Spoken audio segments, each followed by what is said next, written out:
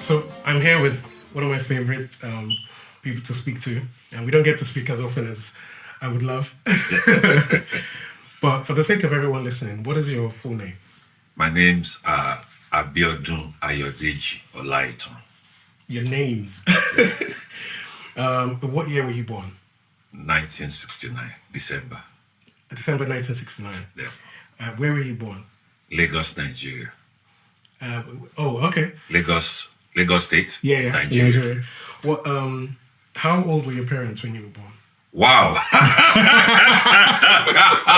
You've had a hard question. To be honest, I don't know. But my dad will be in his, because I happen to be the number 9. Okay, number 9. Yeah. Of how many? Ninth of 11. I'm the 9th child from 11 children. Wow. Though 3 wives, though. Okay. Oh, your dad had 3 wives. Yeah, he had 3 wives. Wow. At the time I was born, I would be my father would be in his late 40s, going 50. That should be it, yeah. Wow. Yeah. And were you from the first or the second or the third wife? Second wife. Okay. Second wife. I was the last one for a period of years, and for it, yeah. Okay. And then came my junior ones. How old was your mom when you were born? I don't know, because I didn't live with her, so. Oh, you didn't live with your mom? No. You lived with your my dad. With your dad. Okay. Yeah. How are you? Do you remember what your dad did for a living? Yeah. When you were around the time you were born? Yeah. Oh, what did he do for a living? He was a baker. A baker? Yeah. Wow. He studied baking and confectionery. Wow. Yeah. I think that's unconventional. I don't think I... No, it's not. Well, I won't say it's not conventional, because you have a lot of bakers in Nigeria. Right. You have a lot of bakers in Nigeria, though not all of them went to school to study it, but he did. Okay. Yeah, he did. Yeah, he studied that in the US. So, yeah, we have many bakers in Nigeria, and women bakers as well. You have them a lot, and yeah, it's now common. You see women doing cake baking and the rest of it. But we do have a lot of bakers in Nigeria. What did your mom do for a living then? She was working in the same bakery with my dad before, when they met, rather. And after the separation of their marriage, she became a full-time businesswoman. Okay. Yeah, she was into business, selling all sorts of things. When you say you didn't live with your your mom, you lived with just your dad. I mean, I don't want to get too deep too quick, but so their marriage dissolved, and then you stayed with your dad, and your mom moved away. Yeah, in those days, you know how Nigerian men are.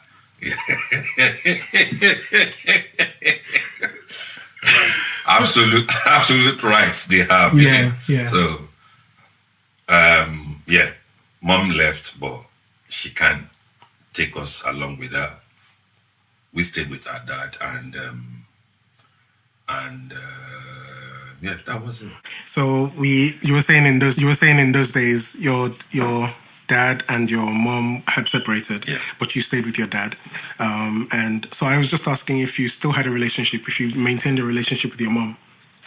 It took some time. I'll say the separation spanned well over 7 to 8 years before we were allowed to visit her. Allowed to visit her? Yeah, or her seeing us. My father did not permit her to see us or to come to the house to see us. So it was a bad breakup. Yeah. They had as a child, we didn't know. How many siblings? So you're 9 of 11, right? Yeah. Were you all close growing up? Perfect. We were all close. I guess the age gap significant between all of you? Yeah. Our firstborn is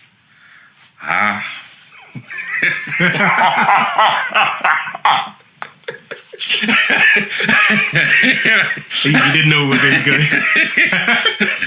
My dad's firstborn, the firstborn in the house, our first child, our first daughter, is older than me. Wow. Wow. Older than my immediate senior brother. So you have an uncle, a niece, a niece that's older than you. Yeah. Wow. In fact, I call her sister. I can't call her by her name. What I'm really interested in is polygamy, right? In Nigeria, especially, it gets a lot of negative press, and we're not yet speaking about the morality of whether it should be or shouldn't be, but it does get a lot of. It's never spoken of in a good light, at least in my experience. But you come from a polygamous home. Is that how you would describe it? Would you say that it was? Would you? I don't want to say recommended, but would you say everybody's right when they say it only brings about the worst out of the people involved? There are two coins to it, two sides. Why do we have polygamy in Nigeria? Initially, it was for business. Polygamy started having more wives and children for farm work. To help the man with the farm work. The women would go with him and his children to support him at work. And then after a while, it advanced to status. Right. It became a status thing. I mean, the number of wives you have determine how wealthy or so you are. But if the man can manage it properly, I don't see anything bad in it. But the divisions always come from the women. Sure. It's always from the women. The women are the one that tends to separate the children from one another. Because as children, we don't know any division. You just grew up we just grew up together, and we don't see any division. But as time goes on, you start seeing the moms calling their own offspring aside, telling them this is what you should not do, that's what you should not do, that's what brings about the animosity, that brings about the separation and the division along that line. Well, do you think your dad handled it well then? I would say yes and no. Yes, in the sense that we can't turn the hands of the clock back. He's already done it, but he didn't manage it properly because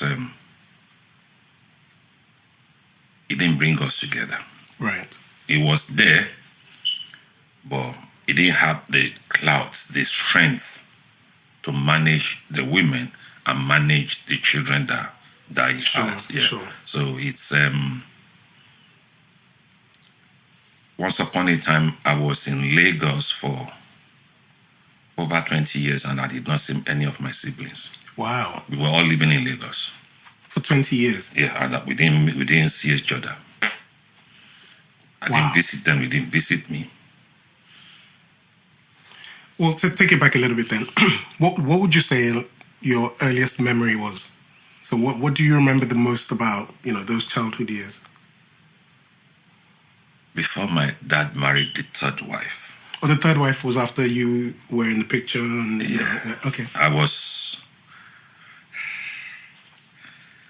12, almost 12 when he married the third wife. Okay. I was 12.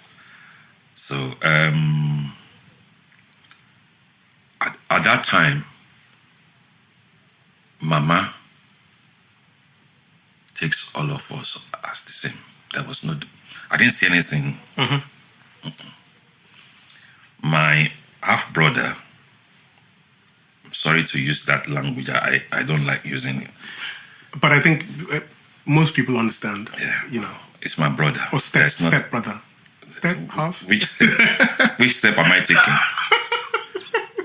Step to where? Okay, so your brother. My brother. Yeah. My brother is 40 days older than me. Wow. And the thing is, back then, we use the same size, everything. If I'm sick, he's sick. If he was sick, I'm sick. And if we are on holiday, Mama takes the two of us around. And you will hear, oh, these are our Okonlawo. Okonlawo is is it the mixture of Okonlawo? What's the meaning of Okonlawo now? The one that mixes Okonlawo. The first through this. No. The in between. Okay. We had girls. Oh, I see. So the one in between the girls, the ones in between the girls. So we and he is number 8. I'm number 9, but 7 to 1 are all girls. Wow. So it's just the two of us. So Mama takes us everywhere. Yeah. And whatever we want, we tend to get from her. Mama is she spoils us, to be honest. Mama spoils us. Though my father did as well, but Mama, once we're on holiday, you can forget it. Yeah. And this is my stepmom. Your stepmom. First wife. Your first wife. First wife. Mama. Were you because obviously I'm a musician. I like to try and think about the kind of music that different people grew up listening to. So I don't know if you remember, but what was the music in that period of your life? Who can you remember that you were listening to? As a child or as a teenager? As a child, maybe in the house or... In the house. My daddy wasn't a music person. He was not into music. He was only into news. Reading news. He's not a social person. Were you close? Very, very. With your dad? Very, very. Really? I was very close to him. I would say among my age bracket, including my niece, 5 of us, I'll say I was the closest to him. Wow. Yeah. So sons and dads have I'll say this. Some of the other guests I've had on the podcast say the opposite. So they say things like, if their dad sat watching the news, they have to disappear. They can't be in the same room. And it's just because of the authoritarian, Yeah, way of life, how we were brought, or the pattern in Nigeria then. Yeah. The reason why I say, don't forget, my mom wasn't there. My mom wasn't there. Mama, my stepmom, was staying in our own house. But myself and my sister from the same mom, we were staying with our daddy. Right. It's only when my other siblings come on, because they were in the boarding school. Okay. Only when they come on holiday, that's when you will see all of us at Mama's place. Sure. During holiday period, we are all at Mama's house. Okay. And there we are left to our own devices. We do all things by ourselves because Mama goes to work very early in the morning. She sells eba. Okay. She has a canteen in Lagos. Oh, okay. She operates a canteen in Lagos, and we live in Itirelawansin. So she has to leave very early in the morning, and she comes in late, tired, but she will still she still ask after each and every one of us and bring us stuff from Lagos. Wow. Yeah, that's Mama for you. We must have our gala and Eyawo. That's Mama for you. Yeah. She will always buy us stuff. And that's when we are on holiday. But during the school term, we are with my dad. Okay. What, and this is in Lagos as well, right? Yeah. The next street. Oh, wow. Okay. What? Of course, because, his wife had to, couldn't be too far from... so much to understand with how, the mind of the person who has several wives, lives. But what primary school did you go to? I went to a public school. Okay. Solere Baptist School. Okay. And then secondary school from the same kind secondary of school. And a Muslim school. Okay. Ansarudin Grammar School. And what? Ansarudin Grammar School. Grammar School. Okay. Also in Surulere. Okay. You grew up Muslim? No. Oh. Christian. How is it that you ended up in a Muslim school? It's one of the good schools in Lagos there. Okay. Ansarudin Grammar School is one of the top. So it wasn't for faith reasons, it was just No. It's just because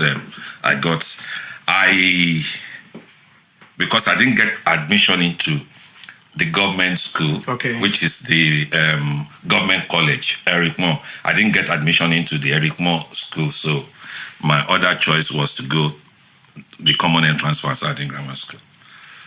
And then, so secondary school, you're a teenager, right? Yeah. What was your teenage life like? What was Lagos like for you at that time? As a teenage boy. Wow. The best life. Indeed. That was when Nigeria was Nigeria. I've heard this said a lot. Honestly, we are the group. I'm among the set of people that use the red bus in Lagos. The red bus that you have here. Really? Yeah, we use the red bus. Though it's not double decker. Right. But we have a red bus where we have conductors issuing tickets as they used to here before. Yeah. You remember that rail? I do, yeah. Yeah, that's what we used to have in Lagos. So obviously Nigeria was independent, 1960? Yeah. And you were born 9 years after that. Yeah. So there was still a lot of Britishness and influence in Nigeria at that time. Yeah. So you're saying in your teenage years, life was obviously wildly different from what I might remember from, Nigeria in whatever year. What was the best thing about that time, that period of your life? We grew up in a community. Okay. We knew ourselves on the streets. Okay, yeah. And every parent on that street is your parent. In fact, every parent in Lagos is your parent. If you misbehave anywhere, you can be disciplined. By anyone. And pray to God that you are not taken home. Wow. That you are not asked, take us to your house. Pray God that they just discipline you right there on the street. At least for me, I'll prefer you to do whatever you want to do with me here than going home. Because home is it's double. Yeah. It's double punishment. Why do I have to allow you to let? Were you a gentle teenager, or were you, and I say this because I have a sense that you were not troublesome, but you had, like any teenage boy, you're growing up and you're learning about what it's like to be on the streets for yourself, to look after yourself. What were you like? So I think you're censoring yourself. You've had a hard thing here. I won't say I'm a gentle guy. Neither am I a troublesome one. But one thing is, you can't cheat me. You can't take advantage of me. No. I wasn't brought up that way. If you don't find my trouble, I don't give you trouble. I am one of those. When we were growing up, on each street, you tend to have boys coming together as a team. Okay. So if any one of us is beaten outside, we regroup and we go and fight them on that street. I was among those. Okay. And most especially when the football season, if we are playing football and anything untoward happen on the field, we have to defend it right there. And then, but I'm not, in my time, we were not carrying knives. We were not using bottles.